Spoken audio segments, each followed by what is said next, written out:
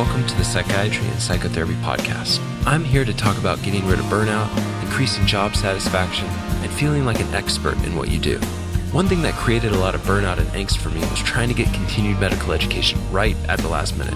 So why not join the CME membership and do CME while listening to this podcast? Go to psychiatrypodcast.com, sign up, sign in, take the test, and the certification is emailed to you in seconds. Dr. Cummings and Dr. Pewter have no conflicts of interest to announce. Let's start the show. All right, welcome back to the podcast. I'm joined today with Dr. Michael Cummings, and today we will be talking about autism spectrum disorder, and we'll be talking about some overlap with different diagnostic categories. When I posted on this on my Instagram, I got a ton of interest in this topic. I think there have been a couple sensations in TikTok that I've been following for a while. One is on tic disorders, another autism, and a third on multiple personality disorder. And from what I can tell, it's influencing people to contemplate, do they have this diagnosis? Do they have any one of these diagnoses, like diagnosi? So, for example, with tic disorder, there are people who are gaining large amounts of popularity on TikTok talking about this, and there's been articles talking about how there's people showing up to clinic with potential tic disorder, but it's not presenting in the classical sense. It's somewhat manufactured. Have you seen those articles, Dr. Cummings? Yes, I have. And I've been in psychiatry long enough to know that diagnoses do undergo periods of popularity. The general population will become interested in them. That often then results in an increase in people who are validly wondering, well, do I have this, or at least some aspect of it? And they often then turn to mental health professionals essentially to ask that diagnostic question. One of the limitations that you and I have talked about a number of times in psychiatry is that our diagnostic nomenclature is imprecise. Although we have now the DSM-5, essentially, and it does improve agreement about diagnosis, but it is based on essentially clustering symptoms together and then saying, well, if something is a cluster, then it's an illness. Of course, the problem with that is there is often a great deal of overlap of symptoms or features among diagnoses. Right. And so, I think maybe 20 years ago, there was this hope that genetic studies would show, this specific diagnosis has these gene mutations. What have they found instead? Instead, they found that most major mental illnesses are polygenic in origin, meaning there are a number of risk genes involved in the etiology of the illness in association with various environmental exposures that may alter either the brain's development or the brain's functioning. And consequently, and I think in psychiatry, it's never going to be as simple as you have a single point mutation on a gene, and that results in a given mental illness. Yeah, it's it's complex, right? There's so many factors that go into someone developing a diagnosis or having I think better than saying a diagnosis, a symptom of cluster of symptoms which are distressing and difficult in their life.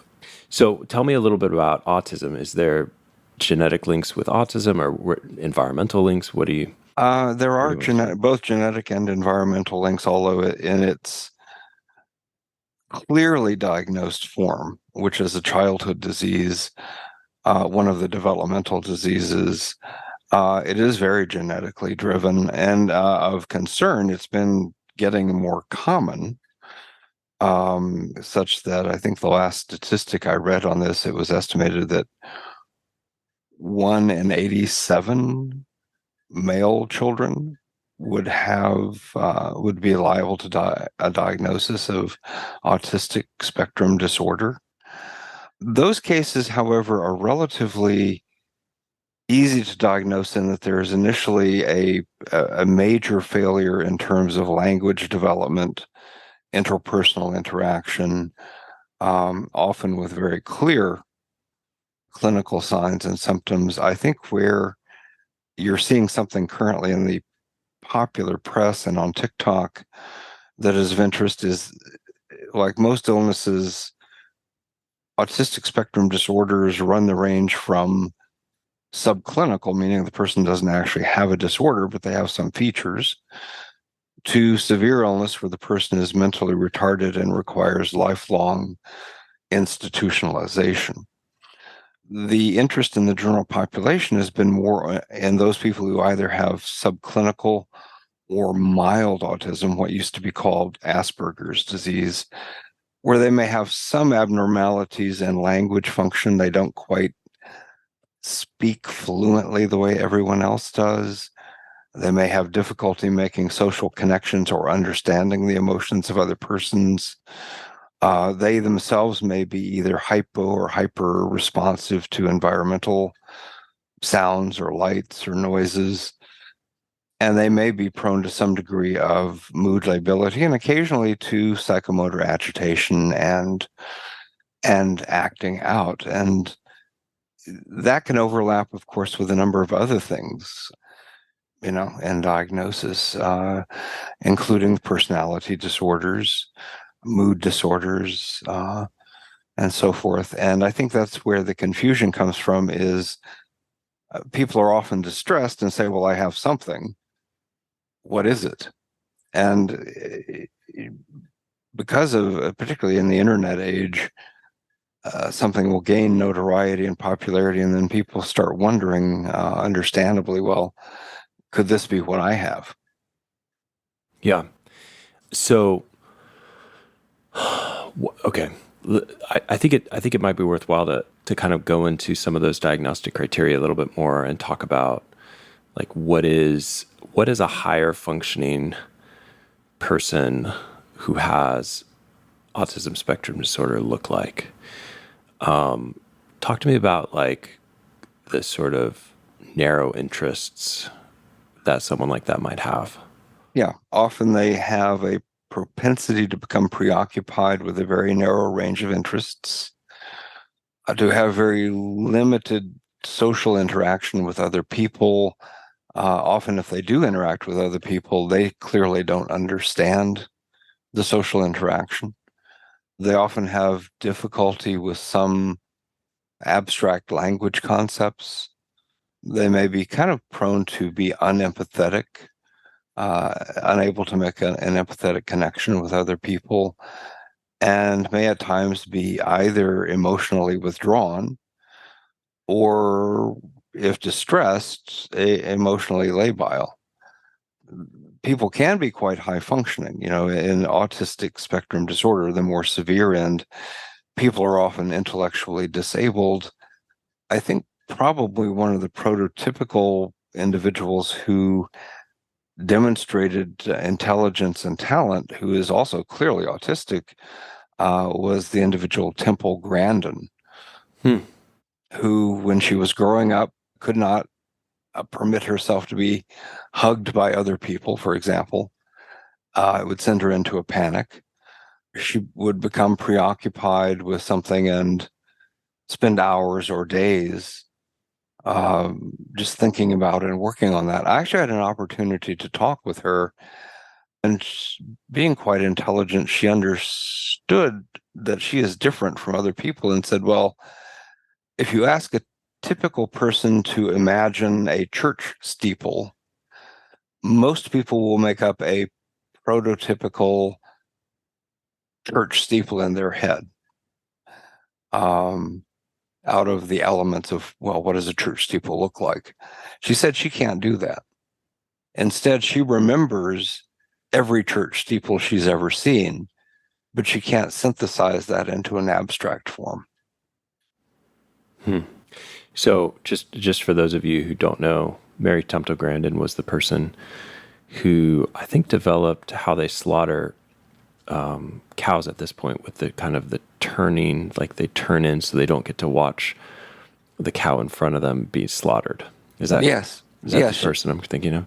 Yes, that is her. She, indeed, the slaughterhouses hired her to basically walk through one of their slaughterhouses because she could actually look at the slaughterhouse from the cow's point of view.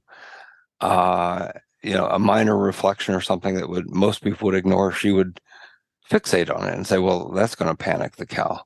Mm-hmm. And so she was able to help them design essentially more humane slaughterhouses. Yeah. People with autism, they have intact affective empathy. They have lower than average cognitive empathy. And so affective empathy is the ability to feel into someone's experience. And so my autistic patients, even if they're maybe less verbal or nonverbal, I have a number still that are nonverbal, maybe one or two words at a time. These patients will feel into their parents' anger or parents' emotionality and start stemming or start having repetitive behavior or start getting riled up themselves because their affective empathy is intact. Cognitive empathy is the ability to put to words someone else's experience, your own experience. So they're not very good at that. And so they can come off as narcissistic or, kind of not able to empathize, but they feel other people's stuff. They just don't have words to put to it. They don't have the ability to relay it. Yeah, very much so. They can often internally identify with what the other person is feeling, but if you ask them to describe what the other person is feeling, they're at a complete loss. Right.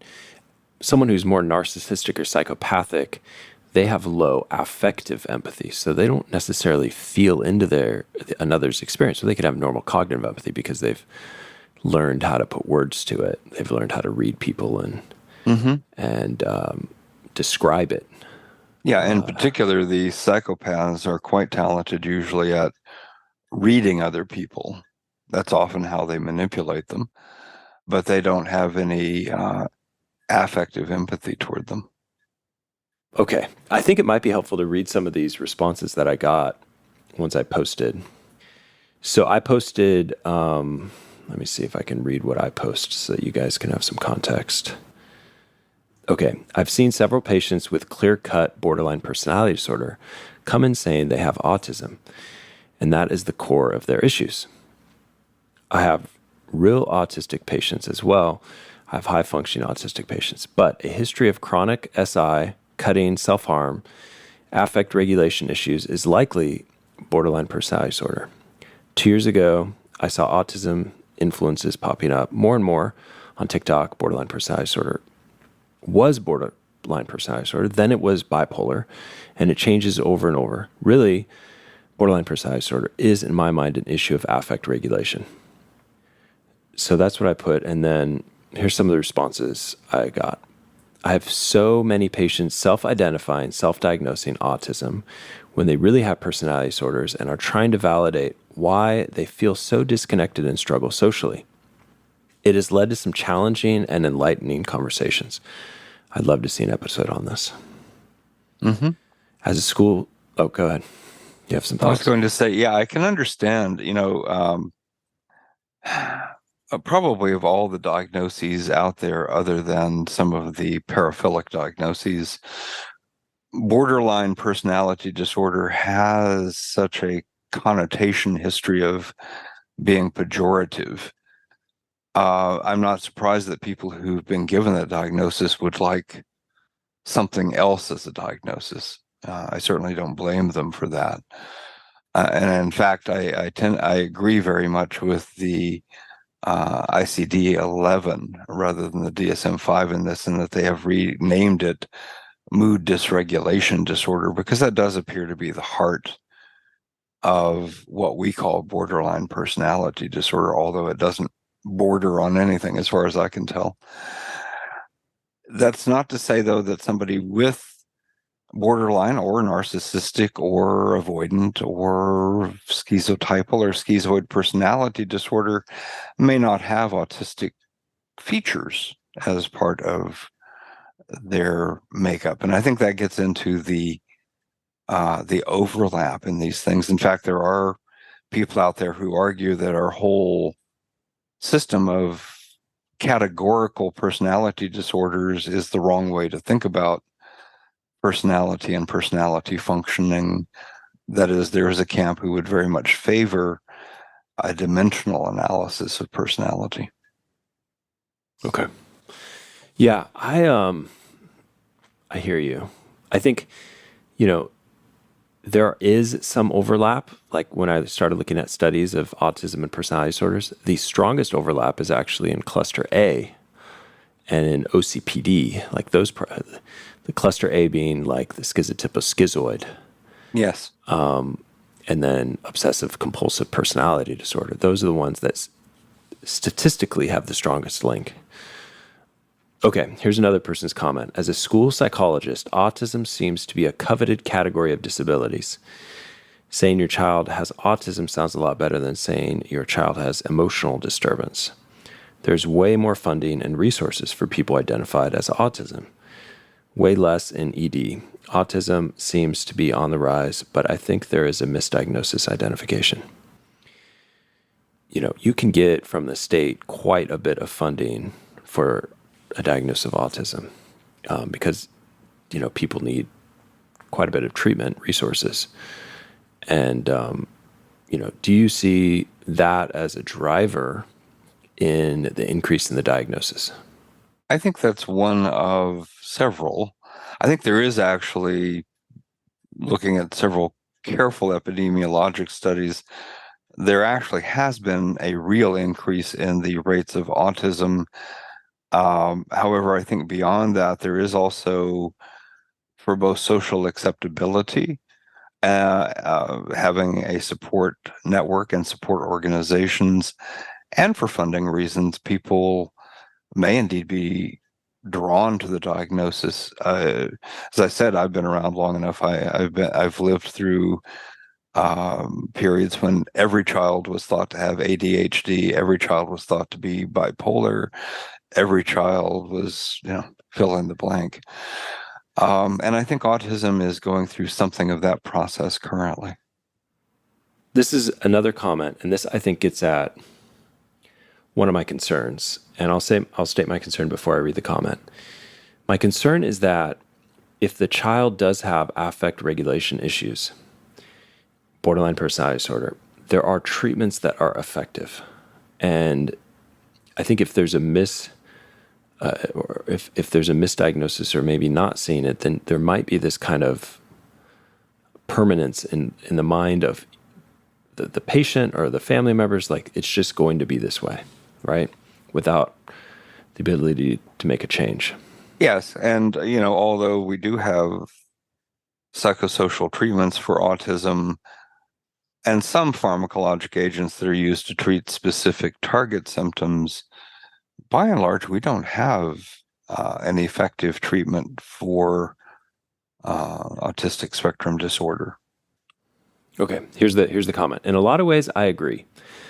And I think a big part of this is patients with borderline personality disorder feeling like they have no control. So it is much safer to find a diagnosis that is not perceived as their fault to themselves or a lot of people in the medical community. It also takes the anxiety and pressure of having to do anything about it off because it's autism spectrum disorder and I can't do anything about that. It's like swinging hard to the radical acceptance side of the core dialectic of dialectical behavioral therapy without having to balance it out with the need to change. So what this comment means to me and why I think it's so important is if, number one, Dr. Cummings and I do not think that borderline personality disorder is something you should blame on a person. I think that is stigma that is incorrectly put on the person. Would you like to say anything on that? Yeah, I agree very much with that. That's one of the reasons I dislike the nomenclature the way it currently stands is the label itself has become highly pejorative. I've heard mental health professionals make the statement, oh, they're just borderline. Well, they may meet the diagnostic criteria for borderline personality disorder, but this is a disorder like any other. They did not create the mood lability that often drives them and makes their life difficult, often miserable. And the person is right. There are effective treatments for borderline personality disorder, primarily dialectical behavioral therapy, although there are other forms of cognitive behavioral therapy that can be beneficial as well. And of course, for micropsychotic episodes, antipsychotics do work, mood stabilizers do or can decrease mood lability, mood intensity. We certainly don't have a cure for it, but we do have treatments that will benefit these individuals.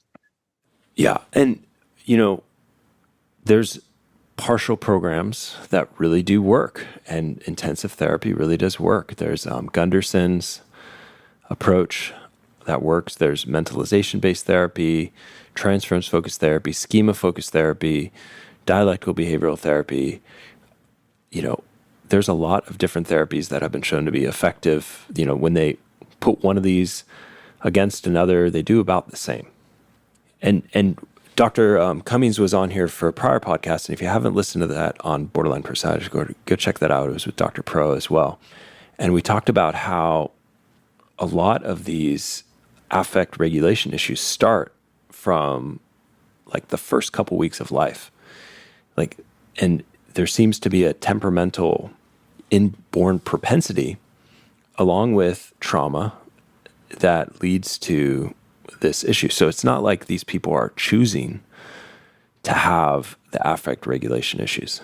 You want to say anything else on that?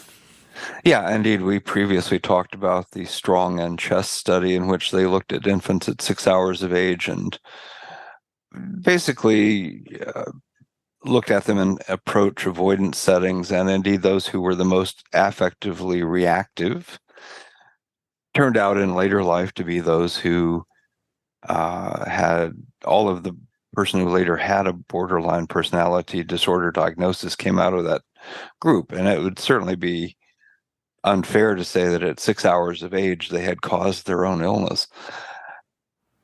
Yeah. Here's another comment. Okay, so this is someone on Instagram said this to my post. My 12-year-old patient today said, "I hope I'm diagnosed with autism so that everyone will take me seriously and I don't feel so bad about the weird things I do." And what I said is, notice how this diagnosis can increase perceived empathy with your peers or with your teachers. And whenever you have something like that in a culture, you're going to have more of it. If you have something that increases empathy in other people, if you have this issue, you will have more people wanting that label, especially if they're distressed and especially if they're going through really hard things. It's like, I want people to understand me and to give me compassion. It's like, of course they do. Of course they want that. So. Yeah, it's very understandable. I mean, I think everyone, if they are in distress, is hoping that others will have empathy for their plight. Yeah. And so when we think about patients with autism who maybe were not diagnosed, that may, I think some of the people who probably really do have autism that were not diagnosed, I think when they learn about this is what it's like for a person with autism, maybe without some of the IQ issues and the developmental, verbal issues, I think it can give them a sense of inner compassion, which can be helpful for them and maybe make sense of some of the reasons why they've struggled. In a similar way, someone with, just pure affect regulation issues, hopefully will find treatments that will help them and understanding of it as well. But okay, getting back to this idea of diagnosis overlap. When you think about autism, do you see it as a neurodevelopmental issue that starts, like, at what age does it start in your mind? Autism appears to start, frankly, prior to birth. The best biological understanding we have of it is that normally the brain develops in a very sequential pattern of, well, first putting the neurons in place, neurons becoming interconnected, initially with more connections than would be advisable, serviceable. So we actually spend part of our time as the brain matures pruning away or letting atrophy those connections that don't work very well, don't fit very well. That process seems to be mistimed in autism so that the number of interconnections among neurons in the cortex in particular is excessive. That may be one of the reasons that these people are prone to preoccupation, and in some cases maybe what was historically called somewhat pejoratively idiot savants, more recently just called savants. That is, they may occasionally come up with a configuration among those neurons that can do things that normal people can't do, like look at a bunch of matches thrown on the ground and tell you virtually instantaneously how many matches there are, or calculate for you what day of the week it will be and 50 plus years on a certain date in their head. Things that are well beyond the capability of normal people. Most of those non-standard configurations are not beneficial, but occasionally one is. Mm-hmm. Yeah. And I don't know if you heard this Saturday Night Live. I think Elon Musk was telling the truth, but he said he thought that he had autism spectrum disorder. I don't know if you've heard that or if you've thought about that. But sometimes I've heard that. I frankly don't know if I understand Elon Musk well enough to make a comment. Who does know Elon Musk that well? One thing that I've thought about is, like, what happens to someone who is incredibly intelligent at a young age, and then they notice things that maybe they shouldn't notice for that age. It's like they pick up things that maybe they shouldn't even pick up. And I've observed a couple of these children as my kids get older. We have friends and stuff with similar age kids, and there's one girl in particular. I think it's like she had almost like a teenage capacity to absorb what was going on, and picked up stuff before she should have really picked it up, and like how that influences her trajectory. Have you ever thought about that? I know you're. Yes. In fact, one of the issues that comes up in regard to gifted children in general, particularly if they are in academic settings promoted beyond their age group, is these are kids and young adults who clearly have a superior intellectual understanding of the world. They picked up on things other people didn't, but that often places them in a very socially distressing circumstance of being as intellectually developed as the people around them, but not being as emotionally or socially developed as the people around them. And that's often a significant burden for such individuals. Yeah. Or it's like, imagine everyone your age is thinking about, something that a normal person that age would be thinking about, but you're like thinking about things a couple years ahead. It can be a very lonely or isolating experience. Yes. I wonder if these types of people are sometimes then putting themselves into criteria or having unique problems that other kids wouldn't have, or like they have maybe the inability to emotionally regulate this information. Mm-hmm. Yeah, it's often very emotionally difficult for them and socially, because they often then have difficulty communicating effectively with their peers because they and their peer are not truly at the same stage of development. In many ways, that kind of parallels what happens to people with autism. Intuitively, emotionally, the autistic spectrum individual may grasp what's happening emotionally in someone else, but they can't put it into words, which also means they can't put it into thoughts, which is a severe handicap if you're trying to communicate with others. Yeah. So, okay, what advice would you give to clinicians then who may be having a patient coming in that is saying that they're autistic? Like, what advice would you give them in terms of how to go about making that diagnosis, or if that diagnosis is helpful to be made? Yeah, well, I think first, when anyone coming in, I'm always very cautious when somebody comes in and says, I have X. My initial response to that is always to say, well, before we start with the labels, tell me what problems you're having. And then we go through getting a good description of those. And then tell me the history of this. When did it begin? Was it abrupt? Was it slow? How has it developed? Is it sporadic? Is it cyclic? And over time, of course, what I'm doing is developing a profile of signs and symptoms as well as the longitudinal history of their difficulty before I want to rush to a diagnostic hypothesis. And in particular, in the neurodevelopmental disorders, this is an excellent area where if you have an association with good child neuropsychologists, some of the testing in this area can be exceedingly helpful in terms of arriving at a diagnosis. A very carefully considered diagnosis before you begin pursuing treatment, because I think something you said earlier is very important. The whole reason we make diagnoses is to try to match the person to what's likely to be the most effective treatment options we have. Rushing into that or accepting a label without testing it first really puts the person at risk of not receiving the help and the treatment they may need. Yeah. Which, I mean, it's the same thing when someone comes in and says, I have bipolar. I am thinking to myself, do they really have bipolar? Okay, let me get the full history. Let me hear about their manic episodes. Let me hear about like how they came to this point.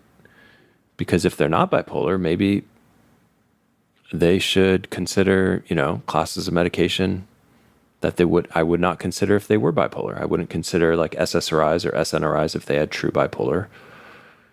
And so for that reason, I'm going to be discriminate. Now, with autism spectrum disorder, if someone truly has autism spectrum disorder, how would that treatment differ in your mind than if you said earlier, there's not that many treatments for that.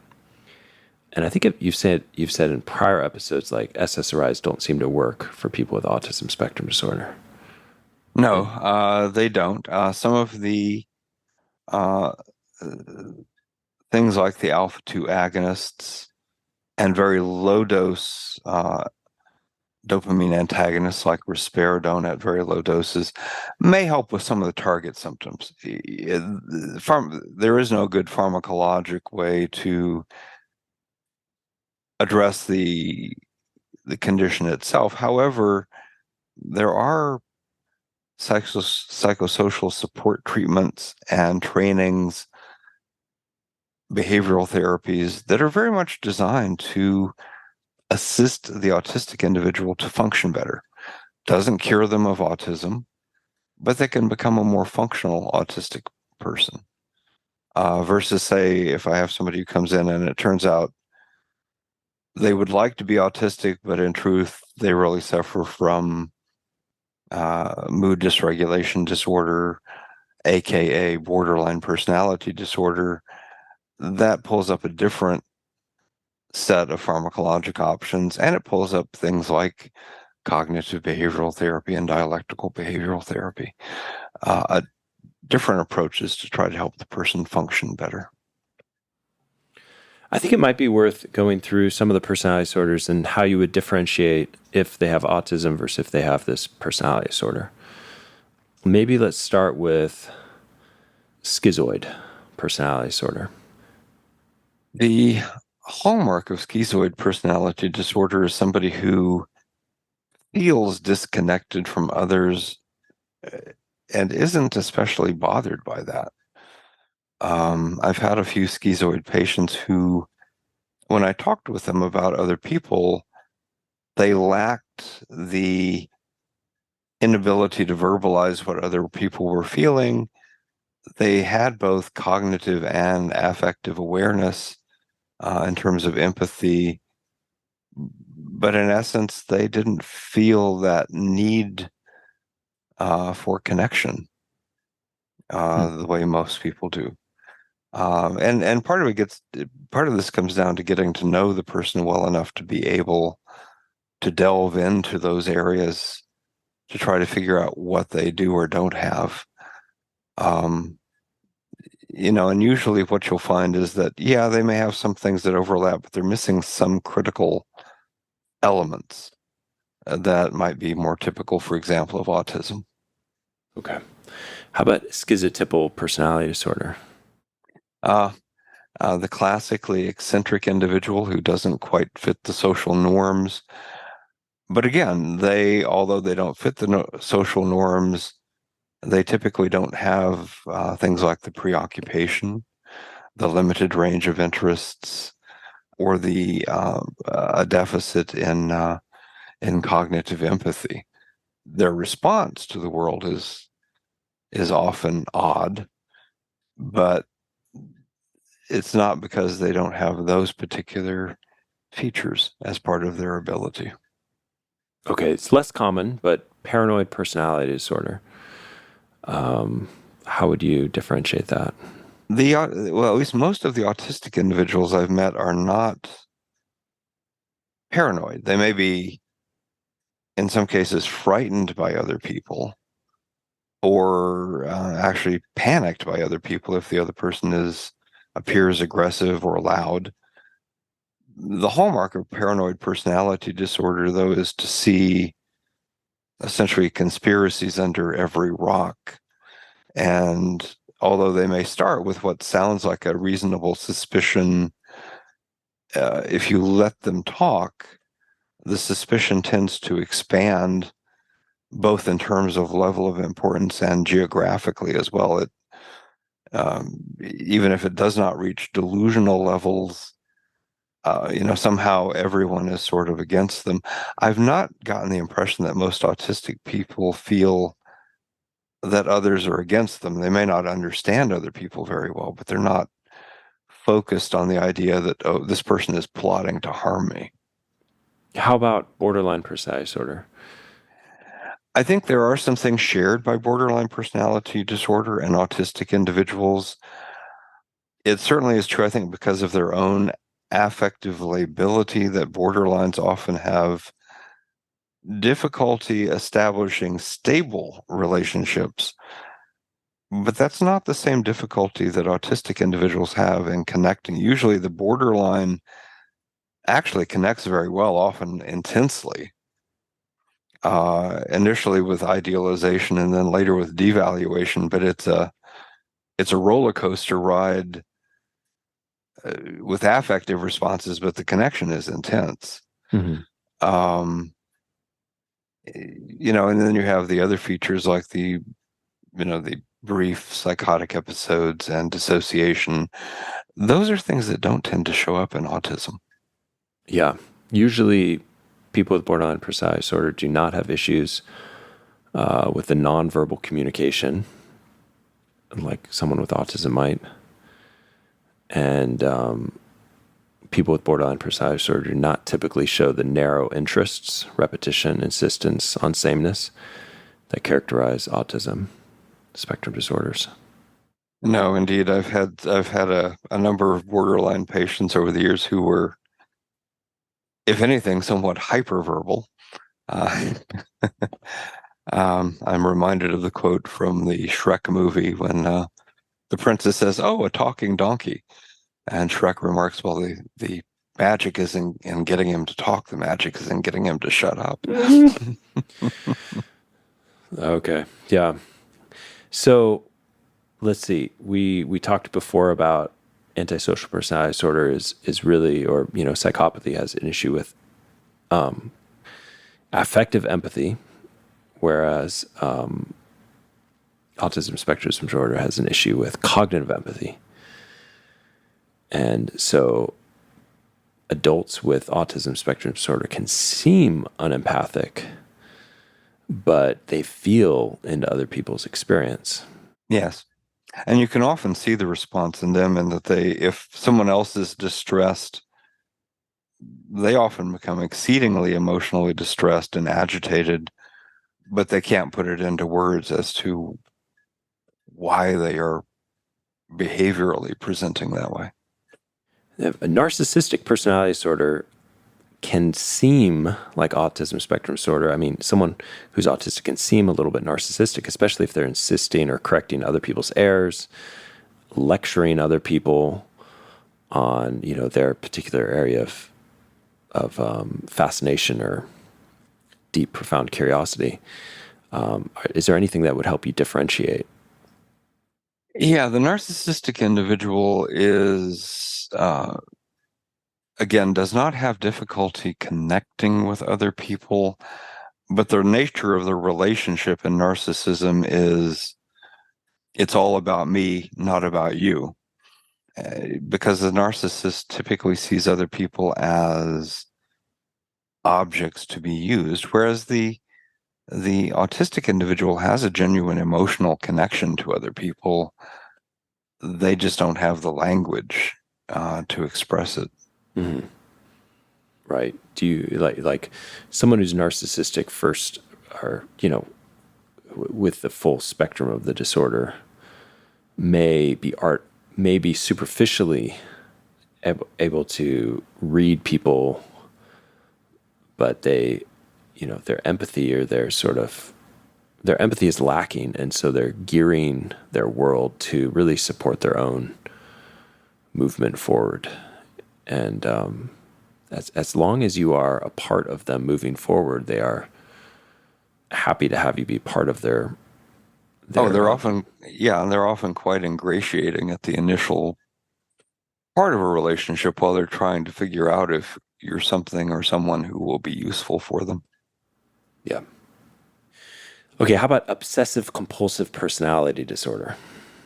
That one often phenotypically is often the most difficult to distinguish, because indeed the preoccupation and singular focus that you see in autism can look very much like the obsessive compulsive personality disorder, in the sense that both can become incredibly preoccupied with details and want to narrow their interest into a very narrow range. The obsessive compulsive personality disorder, though, often seems more interested in then imposing their rigidity and their preoccupation on other people to a much greater extent than autistic individuals do. If you are trying to work with somebody with obsessive compulsive disorder, it can be very difficult because they often can't grasp the big picture because they're entirely focused on the details. Right. The other thing is they don't lack the ability to connect with other people, and they don't lack the ability to put things into words. I think one of the things I always come back to is autism was originally described as a language developmental disorder, and almost all individuals with autism have as a central feature that inability to put things into words. Yeah, so someone with OCPD will have psychological defenses of intellectualization, rationalization, so they have maybe distressing emotions, and then instead of wanting to feel them, they want to pontificate about ideas. And this is a good coping mechanism for them. They may be very orderly, very detail oriented. They make great accountants, great billers, great people that need to be very meticulous. They can be very perfectionistic. They can be inflexible about things like morality. They can have some rigidity, some stubbornness. I also think there's a big link between OCPD and conscientiousness. Most of the personality disorders are linked to low conscientiousness, but OCPD is uniquely linked to high conscientiousness. And so, if you are in a world where, people are very driven, people are very motivated, part of conscientiousness is achievement striving is, people with high achievement striving, doctors, right? Lawyers, people in business owners, sometimes they can have more of the OCPD traits, and these will serve them well to get through and jump through a bunch of the hoops needed to, obtain their medical degree or become a lawyer, so on and so forth.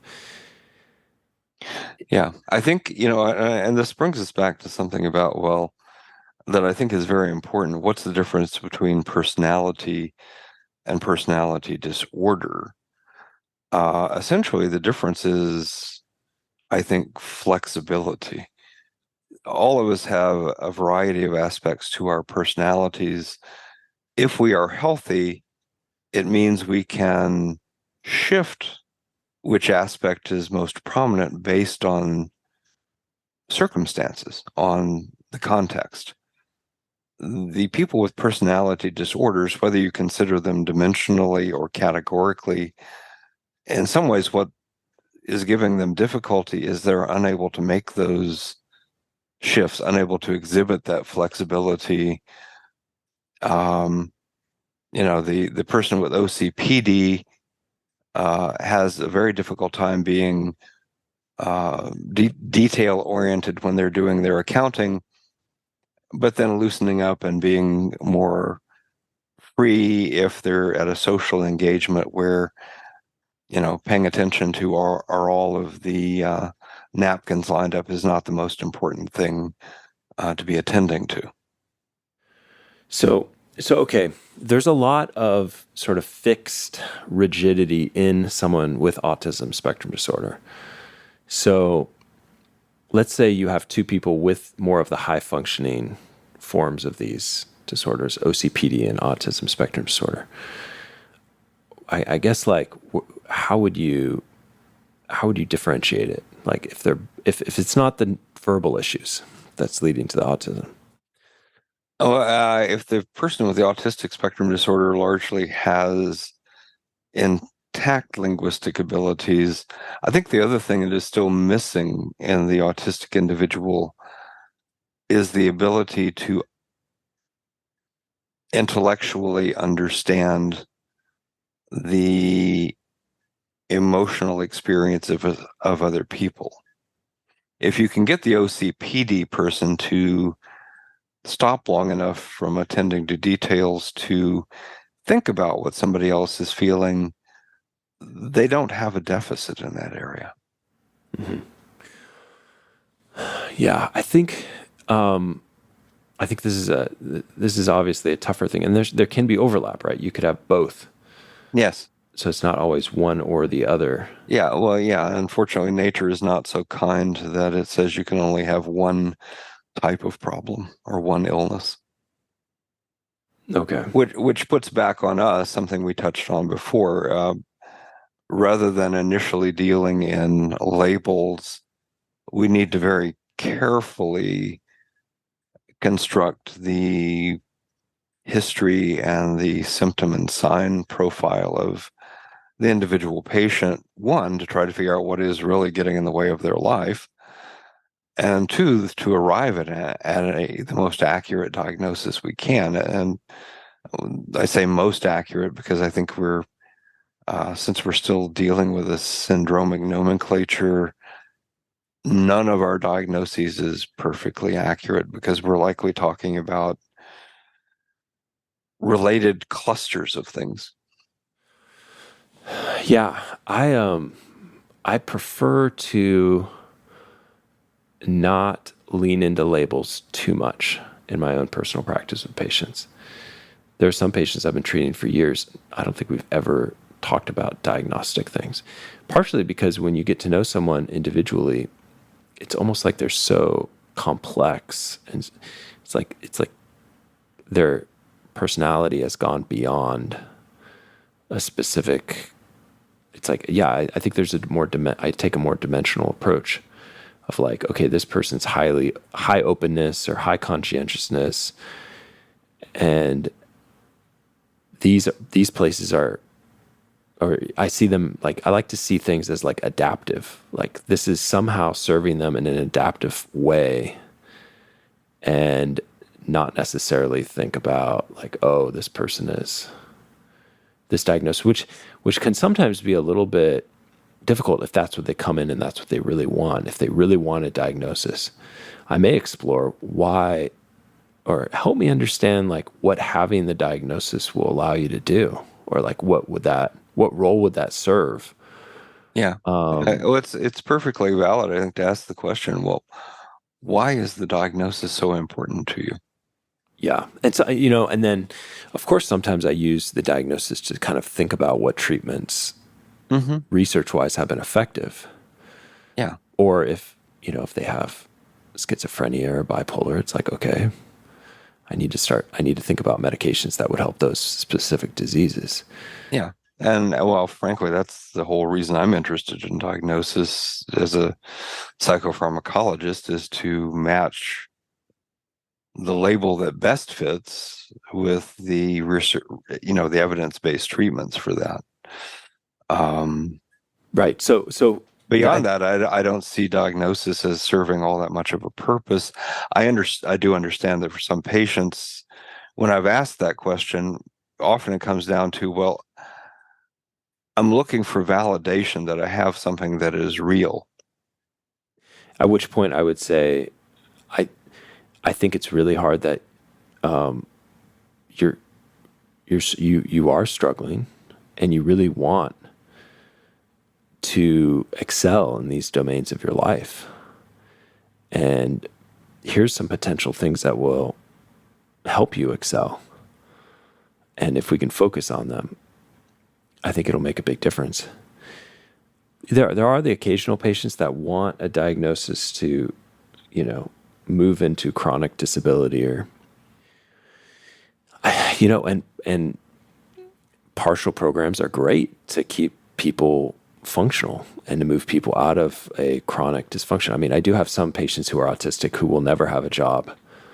They're usually more of the nonverbal, patients who will need help from their parents for the rest of their life. There's no doubt that they will need that. So I'm careful to not want to put someone in a box where it chronically disables them if they don't need to be in that box. Right. Which gets to the issue of, I think one of the other sub-reasons for making an accurate diagnosis is, of course, for yourself to get whether you tell it to the patient or not, is to get an accurate sense of likely prognosis. And to think about what kind of support or supports this person will need going forward. Yeah. Okay. So we've talked about differentials. Are there any other differentials that you think would be worthy to kind of include in here? I know we haven't hit on every diagnostic criteria, which is fine. I think the other categories, the other developmental disorders, I think, always come up for consideration, and people who, particularly in child clinics, present with elements that may be autism. It's always important to rule out other reasons for those disturbances. Is the person actually suffering from an intellectual disability? Are they, is this somebody who's developing a Reitz syndrome? I don't work in that area, so I'm certainly not an expert in diagnosing the range of developmental disorders. But of course, for somebody presenting in early childhood, that sort of very careful evaluation is vital to picking the treatment course that will give them the best possible trajectory. Mm-hmm. Yeah.